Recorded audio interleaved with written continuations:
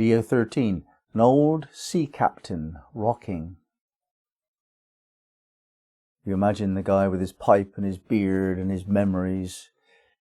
This is all about contemplation, not only when we're old, but just generally in life. We tend to scurry around doing things and trying to achieve some purpose, improving our lot. And yet, how much time do we spend just checking out whether we have achieved our goals? What went wrong? What worked? What went right? Just looking at what we've done retrospectively. What happened when we tried that? Did it work? Didn't it work? What do we need to learn from that experience? And it's really remarkable, I find, how few people attend to this matter of assimilating feedback. Life is all about feedback. We do something and it doesn't quite work. This is universally true. It's not that it always goes wrong, but we could miss opportunity. There's always more opportunity than we can grasp. That's the nature of reality. So we're always not quite perfect in what we do. And those of us who are trying to perfect and improve our situation, our lives, our personality, we have to take into account the feedback we get from having made the errors that we've made. The trial and error process of life is trial and error. We're always making some mistake of another. And this degree of Leo 13 is all about processing the information that we get by making those mistakes. The implications of anything that we do can be gauged better if we take into account what happened last time we tried it. So if you have a strategy, whether it's to make money or to pull somebody into your life or to manage the children or whatever it is you're doing, you have a strategy for that, an idea of what might work. Well, does it work or doesn't it? If it doesn't, then you need to try a different strategy. And you can see what might work in the future a lot more clearly when you've studied carefully what worked in the past. That's also the nature of things. Most things that work once work twice. Most things that don't work first time won't work the second time either. It's really foolish to think that what didn't work last time will just happen to work next time. Usually you have to change something. The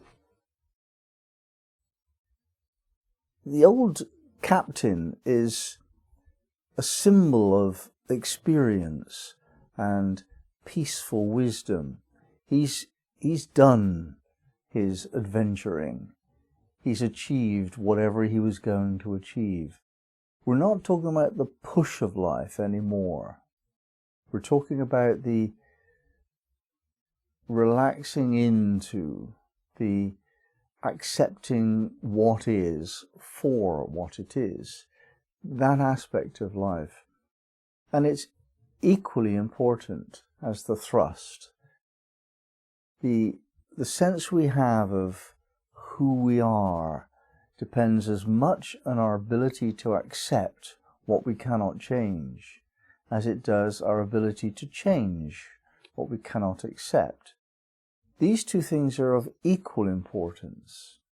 And in fact, if you're talking about peace, how to achieve peace, it's probable that you need to learn a lot more about acceptance and assimilation of what is. We're in a busy world and we're encouraged and challenged and pushed to thrust and achieve and be ambitious and to overcome. So that's the energy that we buy into and get caught up in. And most people continue to push for their goals after they've already achieved them. And that's one thing to be very careful about when you set out on a project, just to know clearly why. Why are you doing this? And to notice when you've done it. Or indeed, if it's undoable, if you just cannot achieve it, then that's another peaceful ending. Worth looking at that one. There is also a bit of a warning with this sense of the old sea captain's nostalgia, that sometimes we do live in the past. We contemplate what joys and trials and tribulations we've had in the past, to the exclusion of getting on with what's going on in the present. And it does seem, especially to young people, that old people don't have much of a present. They don't have much of a future either. And I think that's a distortion of a matter. I think getting older, it means that what you have in the future is different. If you've achieved a certain level of spiritual awakening, you'll realize that actually the future is a lot more exciting, a lot more far-reaching, a lot more important than the past has ever been or could ever have been. And that's because you contemplate life as a process, and one of the most exciting processes, probably the most exciting process there is in life, is dying.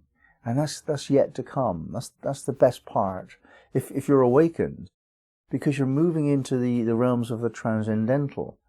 And all of these meditations that we've done for decades are yearnings for us to get into the transcendental level of consciousness. And it comes to us as a gift in our dying moments. And even beyond death, there's plenty to look forward to if you get your mind set. We're establishing what happens next in this lifetime. We're building on what's gone before, 'tis true, but in order that when we pass into the next realm, we're prepared. We're prepared for a better adventure than we've had in this grim and troublesome world. It becomes quite different after death. So the idea that the old sea captain is finished, a has-been, it's just a wrong understanding. It's that there's no more distractions. So the mind can think clearly and can begin to understand what's really important about life. And finding the wisdom that what is really important about life is that it's all about preparing for death. What comes next is so much more important than this life. This life is just so limited. We have so much baggage to carry through this journey on earth, that our hopes and dreams, our vision, our high-flying yearnings for becoming more magnificent, they're all squeezed out of us by the pressures and stresses of life, unless we're really quite wise, really quite clear, really quite light in our being. Then perhaps, yes, we can fly. And the old sea captain is more in that dimension than any young person can understand.